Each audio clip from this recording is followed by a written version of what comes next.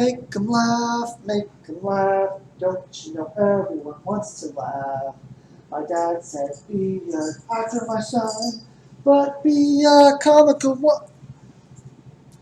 Oh, sorry, I didn't realize we were recording. I was just singing to my son, Lucky, who apparently disagrees with my singing voice and got up and left. So since that happened, we will go ahead and continue reviewing my top 10 favorite movies of all time. This is going to be number 4, which is going to be Singin' in the Rain from 1952. Let me go ahead and recap what I have done already. Number 10 was Magnolia, number 9 was Amadeus, number 8 was Memento, number 7 was Paths of Glory, number 6 was The Jerk, number 5 was Eternal Sunshine of the Spotless Mind, and number 4 is the 1952 comedy musical Singin' in the Rain. So next year, this movie will be roughly 70 years old. The musical numbers in this movie are done in one single take, so there's no editing. I don't know if you people have watched my YouTube videos all the way through to the end, but that is the same as my videos. There is no editing. It is a single take.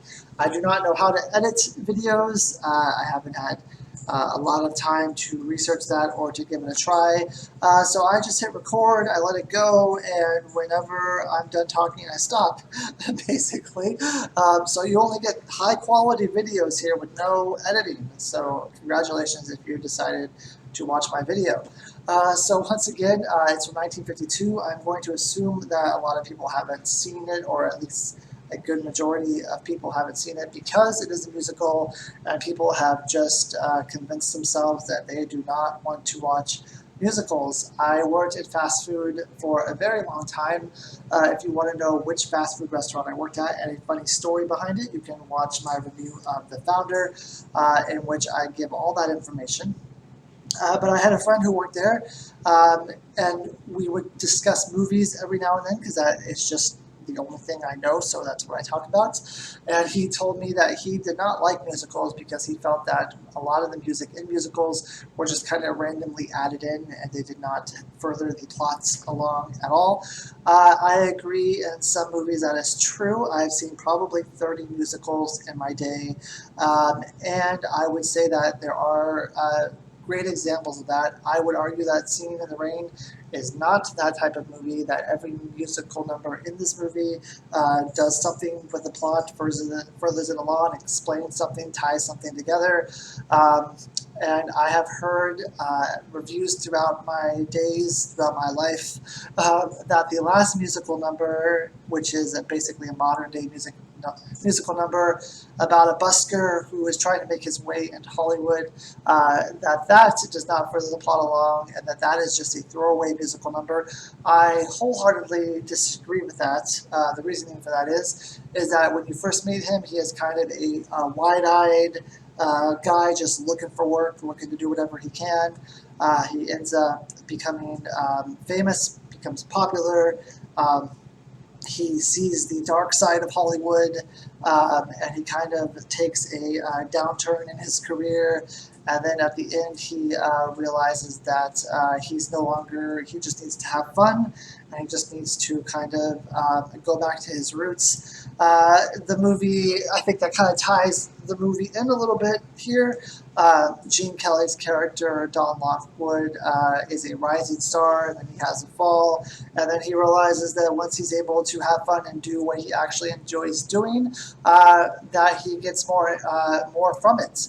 So I would say that last musical number definitely sums up the movie perfectly, and that it belongs where it is at the end of the movie, and maybe I'm just reading too much into it, but that's my take on it, if you will. So, I mean, if you disagree, let me know, but I can't see any other way to explain it. I think it works perfectly in the movie. I think all the musical numbers here work perfectly in the movie. Some of them are just there to have fun, and they still move the plot along, but they're funny and they're there to have fun. So the main actors in this movie are Gene Kelly, who plays Don Lockwood, Adele O'Connor, who plays Cosmo Brown, Debbie Reynolds, who plays Kathy Sheldon, Gene Hasen, who plays Lina Lamont, and then Millard Mitchell, who plays RF. Millard is not a main marquee actor in this movie. He is a side character, but he is hilarious. He does have an important role in this movie, so I thought I would add him in. Gene Hasen as Lina Lamont is the only actor in this movie / actress to be nominated for an Oscar. She was nominated for Best Supporting Actress. She lost to Gloria Graham for The Bad and the Beautiful, which I have never seen, so I can't make any comparisons there. I will tell you that Gene Hasen, even though I had never heard of her until this movie, does a very good job as someone who kind of stumbles into an antagonist in the beginning of this movie and then arcs her way to full antagonist. So I think that she does a very good job in what she does. Like I said, I can't say that she deserved to win or not because I don't know how good Gloria Graham was.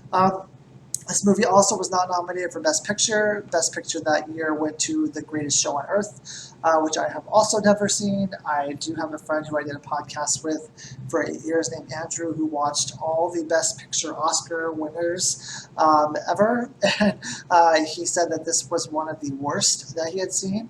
I believe, if I'm remembering what he said correctly, that's what he said, which kind of takes me by surprise because High Noon and The Quiet Man was also nominated this year, and if you're talking quintessential Western movies, you can't do a top 10 Westerns of all time without High Noon. So I would be very shocked if The Greatest Show on Earth is actually not a very good movie because High Noon was so great. Anyway, so it was not nominated for Best Picture. None of the other actors were nominated that year as well. Before I go into too much plot summary here, I do want to talk about two things that every YouTube video that summarizes or reviews Singin in the Rain will talk about, and I'll just do it really quick just to get through it. Comparisons with the artist. So the artist did basically steal its plot from Singin in the Rain, though it twisted it a little bit in that it was a silent film, and I believe it was mostly black and white. I saw it in theaters. I know at least some of it was black and white, but I don't remember if the whole movie was black and white. It's 3 hours long, and I didn't enjoy it at all. I always have an issue with watching a movie where the plot is stolen from another movie. I had that same problem with Shutter Island when I reviewed Memento. And it's just hard for me to be fully engaged because all I'm thinking about while I'm watching it is Singin in the Rain. I also thought it was a bit ironic that the artist is about kind of progressing. It's a progressing, getting with the times type of movie where you have silent film actors who are unable or unwilling to do talking movies because they are afraid of it or because they don't think they'll be good at it, and and you either have to do it or you basically have to retire and not act anymore. So a movie that's about progressing and about moving along and all that decides to be a silent film in 2011, where it basically has no hope of pushing that type of genre at all. It won Best Picture and it's won Best Actor. I believe that a lot of people thought that it would revitalize the silent film industry because of its success, but I think you have to realize that when people, like I was talking about earlier with subtitles and foreign films, people just don't want to come home and watch a silent film. It's too much work. They want to watch a movie that they only have to pay attention to a little bit so that they can stay on their cell phones and that they can text and they can still pick up what's going on in the movie. You can't do that in a silent film. You have to watch the entire movie, and I just think that it completely, if that's what they were trying to do, they missed the mark. I think that that's partly what they were trying to do, or at least what the film industry wanted them to do. I think it missed the mark on that. And I don't think silent films will ever be revitalized. I think if someone wants to watch a silent film, they'll watch Nosferatu, which I consider a better movie than The Artist, and it came out in the 20s. So there you go. And then the second thing I want to talk about is that a lot of reviews for this movie will also mention that the Singing in the Rain song was not made for this movie. Excuse me, it came out many years before this movie. They basically just designed the movie around the song. Um, so there is that as well. So let me go ahead and go with the basic summary of the movie. So Gene Kelly plays Don Lockwood. Gene Hasen plays Lina Lamont. They play an acting duo who they are in each other's movies. Every movie they make, they are in each other's movies. Don Lockwood wants to keep this relationship professional. He does not believe that they should be in a relationship, nor does he want a relationship with her. Lina Lamont believes that they are engaged and that they are, in fact, in a relationship. He is only in this partnership because they are very popular silent movie actors. They make a lot of movie and they're very famous, so they do very well. So it pays for him to be in this partnership.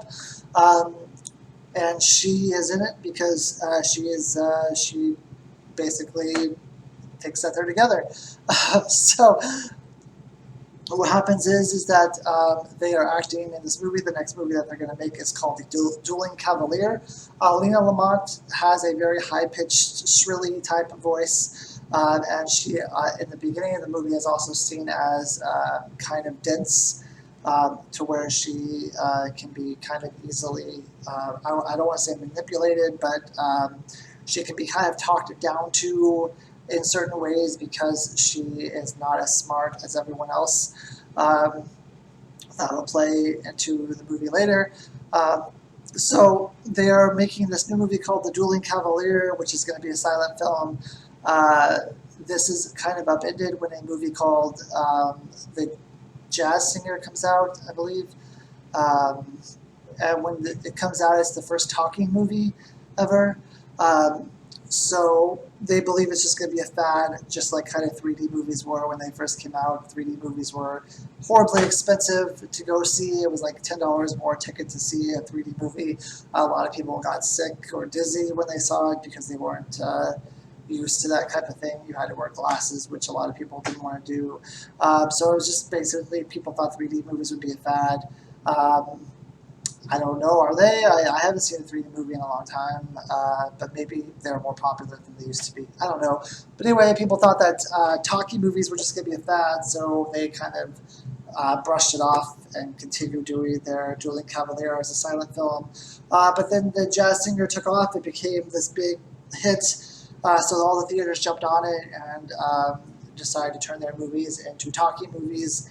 The Dueling Cavalier became a talking movie. The only issue is that Lina Lamont has a voice that no one will want to listen to. When people hear her, they're going to think of her differently because she carries herself in a way that you would think she does not have this type of voice, that she's very kind of, I don't want to say suave and debonair, but that's kind of the way she comes off. A very proper type of way, and her voice is very different. Kind of at the same time, there's a scene where Gene Kelly is running from a group of stark-raved fans who are trying to rip his clothes off. He kind of does a James Bond type jump on a bus, jump into a car type of thing, and he jumps into the car of Kathy Sheldon, played by Debbie Renolds. She immediately does not recognize him, or at least she plays off that she doesn't recognize him. She gets frantic. Then she realizes Don Lockwood's the actor is sitting next to her, and she starts telling him about how he's not a real actor, how she's never really watched any of his films because he does silent films and it's all for show and there's no real acting in a silent film.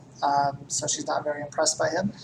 He basically falls in love with her for this because he's not used to this type of girl who takes absolutely no interest in him at all. So he's very intrigued. But he also goes home and he dwells on this fact that he might not be a good actor, that maybe it is all for show. He confides in his lifelong friend, Donald O'Connor, who plays Cosmo Brown. Cosmo Brown kind of grew up with him. They went to vaudeville together. Their careers kind of started together. They started from the bottom, and now they're basically at the top together. Cosmo is his piano player for the movies and for all the skits and things that he does. But he also is a great dancer and singer as well. One thing about Donald O'Connor, he does a very elaborate scene of his own where he sings "Make Them Laugh," which I was singing to my son, my dog son over there earlier, and he backflips on walls. He does a lot of crazy dance maneuvers in this movie, and he smoked 4 packs of cigarettes a day back then, which is just insane. When I was in my 20s, I could not. I think he was in his late 20s or 30s. There's just no way I could have even tried to do any of this, and I didn't even smoke. But anyway, the dance scenes in this movie are just phenomenal. They are just over the top, fantastic. I've seen a lot of musicals in my day, but these are the best dance scenes I've ever seen in a musical. As a whole, I mean, there are musicals where there are more elaborate dance scenes, but if you're looking at a movie as a whole, this has the best dance scenes that I have ever seen. But anyway, so he finds a Donald O'Connor. Donald O'Connor says, yes, you are a very good dancer, you are a very good singer, you're a good actor. Don't worry about what other people say, just brush it off. That person's a nobody, you're a big actor. What do they know? So they end up start filming this movie, and it ends up becoming a disaster because they can't get the microphone to work well. Lina's voice is very bad. So they end up, it ends up becoming, they play it in front of an audience, and it ends up doing very poorly. It's laughed off, basically. Around the same time, Don Lamont runs into Debbie Reynolds again. They reconcile. They start a relationship. Towards the end of the movie, they decide that it's not going to work, The Dueling Cavalier, just as a talkie movie. So they decide to make it a musical, and they are dubbing Lina's voice with Kathy Sheldon's voice, because Kathy Sheldon has a much better voice than does Lina. Lina finds out about this, and she's not happy about it, and she basically then becomes a villain of the movie. In all honesty, though, I realized that her voice was bad and that it wasn't the best situation, but they did kind of, I seem like they kind of used her in a way that they should not have done to me. They basically dubbed over her voice and said that Kathy was going to give credit on the credits for this, which does kind of embarrass Lina, and I do see her point that this should have been discussed with her, but since she is not seen as the smartest person in the world, they didn't feel like they had to, that they could just trick her and she would never know about it. So I do see why she turns in this movie the way she does, and then in the end it kind of everything ties up and becomes a nice, neat little package. So this is number 4 of all time. This is my favorite musical. It has 100% on Rotten Tomatoes. This was the first musical that I ever saw, and it kind of ruined all other musicals for me. There aren't many musicals, actually there's no musicals that are as good as this. I do like Cabaret, I do like All That Jazz, West Side Story is good, I love White Christmas, I mean I could go on, but none of them, Fiddler on the Roof, but none of them is as good as Singin' in the Rain. It's the best musical. The musical numbers are fantastic. Like I said before, they're all great. My personal favorite is Moses Supposes, and Moses Supposes, Make 'Em Laugh, and probably the last musical number at the end also. It's weird because Singin' in the Rain is actually my least favorite musical number in this movie, but it's the most popular by far. I understand it's beautifully shot. Everything about it is beautiful, but I love the fun songs more just because they're fun and they're entertaining and they make me laugh. As far as why do I love this movie so much, why did I pick this as number 4? Just because the musical numbers are fantastic. The acting is fantastic. It's a funny movie. It's very easy to watch. I actually love how the musical numbers flow and how they explain certain things. And it's just a really enjoyable movie to watch. I have a lot of sad movies on this list. I have another one coming up at number 3 that's very sad. And so when I do find a really happy movie that I can enjoy, I feel like I really dig into it and I really love it. And I can't say more than enough good things about Singin' in the Rain. It's a classic. It's fantastic. And it's also a 10 out of 10. I get it. Give me a lot of 10 out of 10s. I gave Eternal Sunshine a 10 out of 10, but this is my top 10 movies of all time. So you're going to get 10 out of 10s, and then once my top 10 is done, we will probably not do a 10 movie for a while. But Singin' in the Rain is a 10 out of 10. And my next episode, we start my top 3 favorite movies of all time, and that is going to kick off with Ordinary People. So that is it for now. Thank you, and have a good day.